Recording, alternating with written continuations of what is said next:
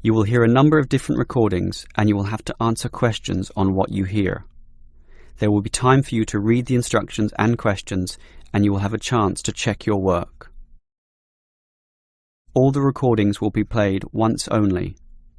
The test is in 4 sections. At the end of the test, you will be given 10 minutes to transfer your answers to an answer sheet. Now turn to Section 1. Section 1. You will hear 2 teachers, Andrew and Katie, discussing the coming excursion of their language class. First, you have some time to look at questions 1 to 6.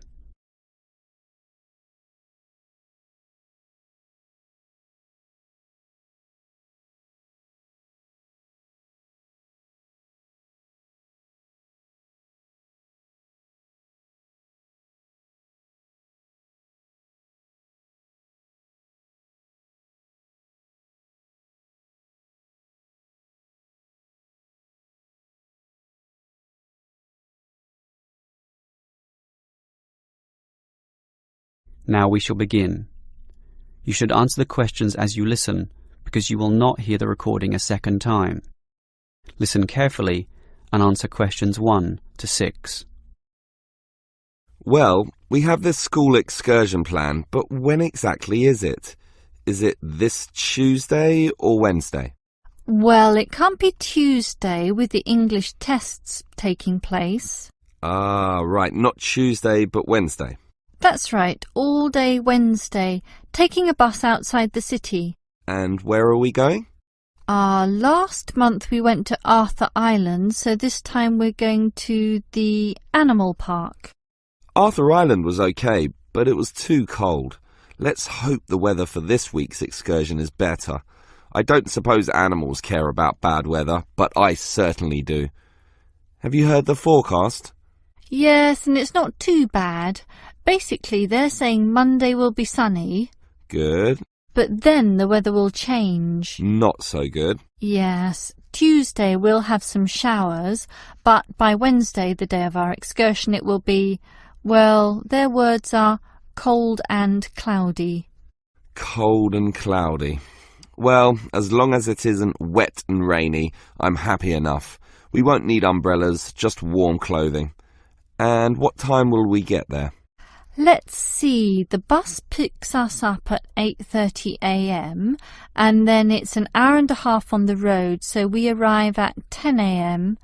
Sorry, with the 15-minute break, that will actually be 10:15 a.m. That's early enough. Then all our students can see the animals, have their fun, and do whatever they want to do. Well, one fun event planned that day is Birds of Prey. What's that? That's when they bring out several birds of prey, eagles, falcons, kites, those sorts of birds, and throw pieces of meat into the air, and the birds swoop down and eat them. It's quite impressive. Sounds great. Birds of prey. Are there any other activities?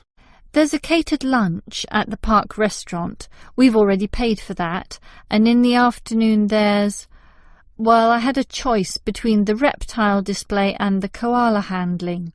In the reptile display, the students can handle live pythons and various other snakes. Surely they'd rather hold koalas. I'm sure, but the koalas can't be handled unless the weather's sunny, and given the forecast, I thought it better to choose the reptile display. That's a shame. These Asian students would love the koala handling. Yes, I know, but we can't control the weather. And then we get back. What time will that be? We leave the park at 4:30, but then we face traffic, so we won't get back until well after 6 p.m. It will most likely be 6:30, but that's better than the last trip. We didn't get home until 8:30 that time. Yes, that was a bit too late, wasn't it? Before you hear the rest of the conversation, you have some time to look at questions 7 to 10.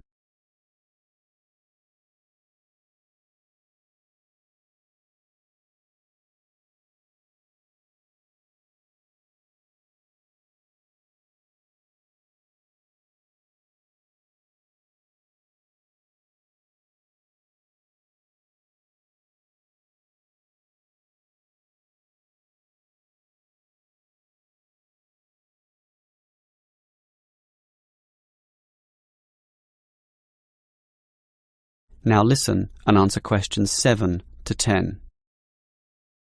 Andrew, I understand you've been doing some research regarding the breakdown by nationality of our student body. That must have produced some interesting results. You're right. I got some statistics from head office. I would imagine that most of our students are either Japanese or Chinese. You imagine right. But it's the Chinese who constitute the majority, but only just. I had thought Koreans might be second, but it's actually the Japanese, quite close behind. It's somewhat surprising, but obviously all those study tours that our university markets in Japan are bringing in students. What's the breakdown exactly? Japanese are a quarter of the whole, which is considerable. Last year they were only 16%, so that market has grown nicely. The only other proportions of some weight are the Indonesians and Koreans, about the same. Indonesians at 15% and the Koreans are a little higher, not like last year when they were less than 10%. I thought we'd have more Indonesians than Koreans. Well, as I said, they're about the same. Just like the Saudi and Thai student numbers, almost the same also, both just under 10. Which one is bigger? Thai students number just a fraction more. As for the other nationalities, collectively they're only 3%, so it wasn't worth giving each of them a separate category. I just grouped them under other. That's Vietnamese, South American, a couple of Russians, and so on. That is the end of section 1. You now have half a minute to check your answers.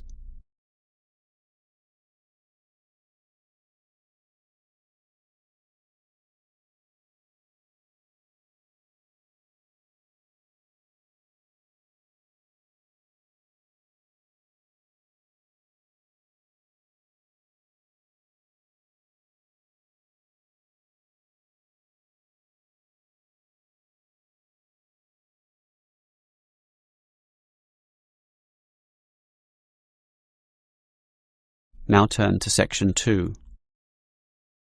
Section 2.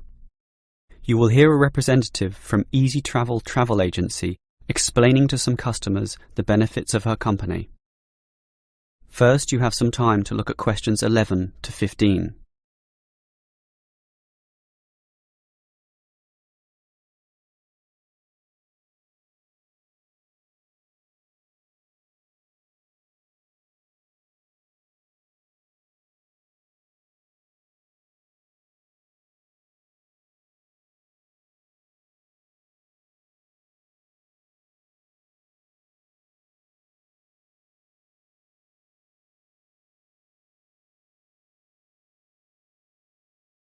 Now listen carefully and answer questions 11 to 15. Hello everyone. Now you're here because you're interested in travel, right? And you're in the right place. For Easy Travel we have the best deals for the best locations. We specialize in eco-travel, or holidays designed to get you amongst nature, ignoring the hustle and bustle of big cities. So whether you want to hike in Nepal, as many people do, or follow some jungle paths in the rainforests of Queensland, we can give you the best deal. If you look at our office here, you'll see our overseas consultants. That's for trips overseas, obviously, to Europe, to North America, but primarily for the Asian market, which is generally more popular in this part of the world. Most people like that touch of the Orient, right? But they also like the domestic market, since this country offers its fair share of beautiful natural vistas. What about the deserts, anyone? What about some striking red rock gorges? Then talk to our domestic consultants, who can arrange anything you want. But they deal with the accounts in the morning, so you'll need to talk to them in the afternoon. And remember, our office doesn't open at night, sorry to say. Now, around the outskirts and outer regions of this city, there are many beautiful places that you might not be aware of, and the advantages of these regional locations are many. Mostly by being closer, some of them can be done in a day tour. Yes, it's fast and convenient with none of those long-haul bus trips which often leave you cramped and uncomfortable and stuffing heavy suitcases into luggage racks. But I should tell you about our buses, those that are needed for the somewhat more distant holiday destinations. They definitely do not suffer from those problems I just mentioned. We use the services of the famous Sleek Line Company, whose buses are known as the very best. Yes, they are big, yes, they are comfortable, but what makes them especially different is the personal attendant who accompanies the driver, ready and willing to serve you and ensure that your trip is the very best. So whether it's overseas or local, we can certainly give you what you want. Now, do you have any questions? Before you hear the rest of the talk, you have some time to look at questions 16 to 20.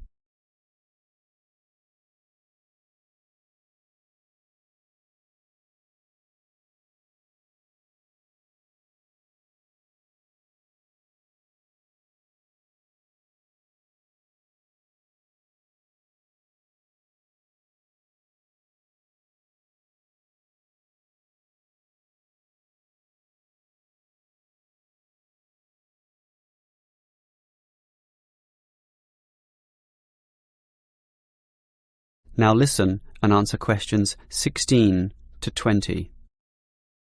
Right, let me orient you to our main Easy Travel office here. On this table right beside us are travel magazines for you to browse through, and on the wall next to that are many more for all parts of the world. Our 4 travel consultants sit over there on the other side of that long counter. That's right, 4 of them, side by side, all serving various regions. Now, let me tell you their specific functions.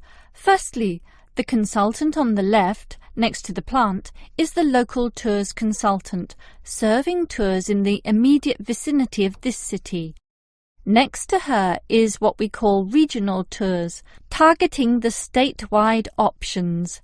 Next to her is the interstate tours, and that can involve either buses or planes. In the former case, utilising the Sleek Line bus service, as you know. And finally, next to her in the corner is General Inquiries, which is self-explanatory. If you have questions of a general nature, rather than one relating to specific destinations, you can go there. Now, as I said, we can do international tours, and for that you need our big office, just through that door, the one between those 2 plants. However, if your international tour is in the Asian region, which is generally our most popular option, then we deal with that in a separate room, the one opposite international tours, but not the corner one. Just go through that door on the left, the one next to that cupboard. The door next to that is, in fact, our general office, so please don't go through there. That's reserved for staff members only. That is the end of section 2. You now have half a minute to check your answers.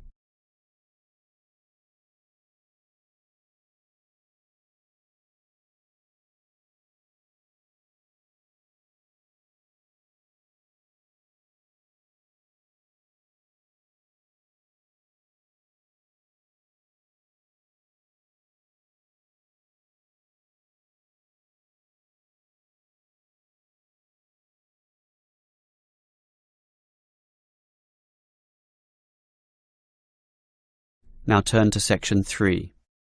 Section 3. You will hear 2 students, Sam and Liz, discussing their university orientation program.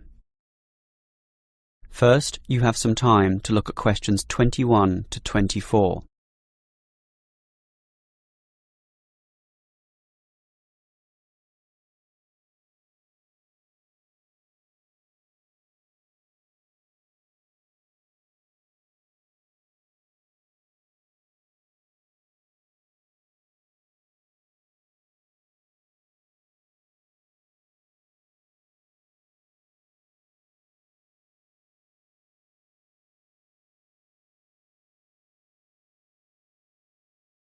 Now listen carefully and answer questions 21 to 24. Hi Liz, how do you feel about starting university here? A little bit nervous, but I'm confident I can handle it. This orientation programme seems like it will help us a lot. Sure. I'm looking at the timetable here myself. It seems that there are choices available. I can see. So, what are you going to do Monday afternoon? In the morning we all have the opening lecture, but it looks like we have a choice later that day, as you said. Well, the careers lecture might be helpful, but I am interested in the uni tour. It's probably too early to be thinking of careers now anyway, and I want to know what's what at this new university, so I'm doing the tour. All right, I'll come along with you. Might learn something interesting. After all, we haven't seen much of this place yet, and we will be spending 4 years here. Tuesday is another full day too. In the afternoon there's a lecture about study skills, but that morning offers another choice. Library tour or student union induction? What do you think? I think the student union is very important, but we can go there any time, right? So we should take advantage of the library tour while it's being offered. Maybe the week after, you and I can go to the student union. Library it is then. Now, Wednesday has a free session in the morning, but after lunch there's a choice between visiting the computer lab or attending a lecture on our legal rights. Well, law and rights are important, but computers are the basis of everything these days, so I'm going to the computer lab. Don't you think knowing our legal rights is equally, if not more important? We live in a very litigious and complex society now. Sure, but it's something we can pick up later, so let's leave that one out. OK. Let me see the timetable. Thursday is a free day, and the week winds up with some celebrations on Friday afternoon. It looks like a fun choice too. There's either a barbecue on the main lawn or the dance. I never pass up the chance to eat something. What about you? If I can get a free meal, I'll take it any day, and I'm not good at dancing anyway. Well, that's that decided, right? Right. Before you hear the rest of the conversation, you have some time to look at questions 25 to 30.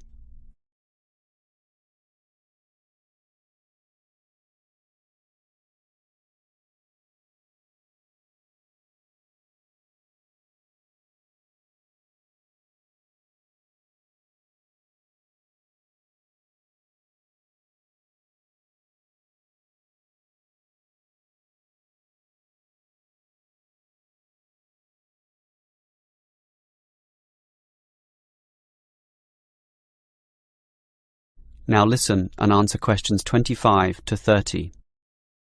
Guess what, Liz? There's another interesting thing in this orientation booklet, and it looks important, about a style guide. What's that?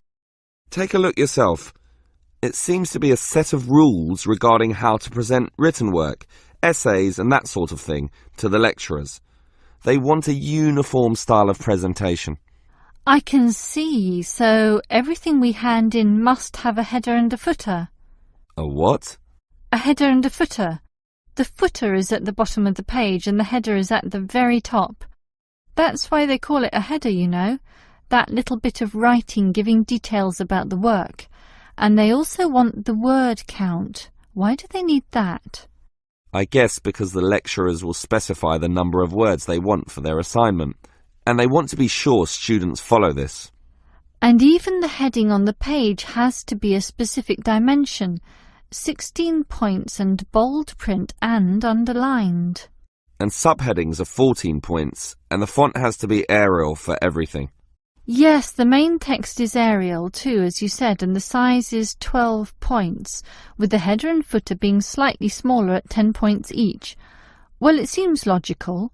The size of everything is in proportion to its importance, but why do they need the spacing of the main text to be 1.5? The header and footer are different. They're only single-spaced. Probably to allow the teacher to insert comments or corrections, or just to make it all more readable, I suppose. And we need wide margins on the left, right, top and bottom, probably for the same reason. Lots of space to allow the addition of comments. That's a bit scary, actually. It seems to assume we will be making mistakes. And look what they want in the header and footer. The header has the name of the work. Not the name of the teacher? No, the work, but surely the teacher's name must go somewhere. Ah, here it is. It goes in the footer. OK, I'd say this is all logical. If a page is lost, say falls to the floor, then with all this information it can always be traced back to the teacher involved. Right. As you say, all very logical. That is the end of section 3. You now have half a minute to check your answers.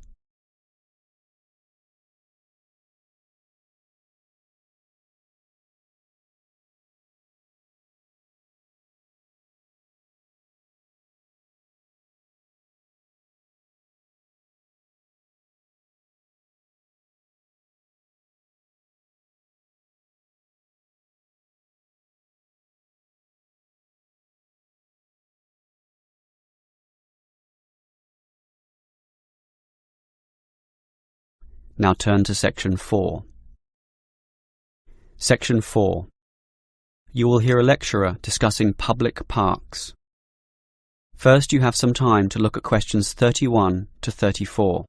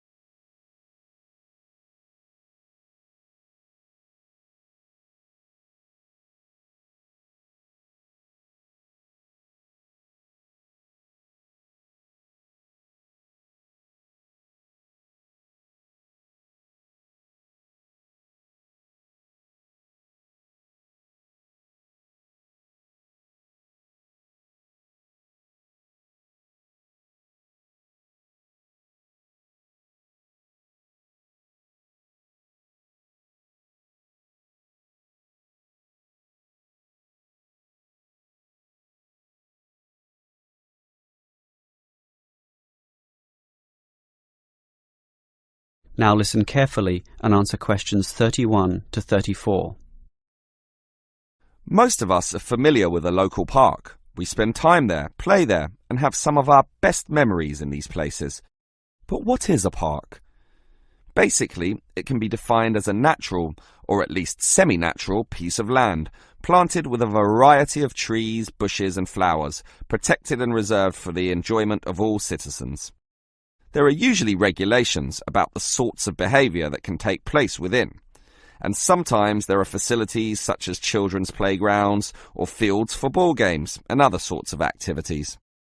For this reason, if there is grass, it is kept short, and this also discourages the breeding of insect pests. A well-maintained park actually needs a lot of people to look after it, and more so if the park showcases special plants, flowers or trees, in which case it is called a botanic garden. In complete contrast, if the park is big and remote enough, it is sometimes designated as a wilderness park, to be left completely alone and untouched, protected from all development in order to allow wild species, both plant and animal, to live undisturbed. But it is the urban park, the sort of park that most people are familiar with, that I want to talk about now. These preserve natural landscapes for the pleasure of the urban population, most commonly just for passive recreation. In other words, allowing people just to observe the trees and lie in the grass, and such passive recreation is certainly needed. Before you hear the rest of the lecture, you have some time to look at questions 35 to 40. Now listen and answer questions 35 to 40. Continuing on the subject of parks, it might surprise you to know that once there were none. 1,000 years ago, there was no need, since there were already extensive open spaces, forests and wilderness surrounding most cities and towns, for example in Europe. These dark, dank forests were large and even dangerous, full of wild animals and with the potentially fatal result of getting lost. Hence, fairy tales evolved about witches living in these areas and the wolves and bears which could threaten young children. However, with the rapidly increasing human population, the original wilderness and natural open spaces were intruded upon. Forests were cut down as population spread, and with them, urban pollution and further deforestation. But it was only with the advent of the Industrial Revolution that people realized natural areas needed to be preserved to give the populace access to the sort of nature that was fast disappearing due to the uncontrolled development and demand for resources.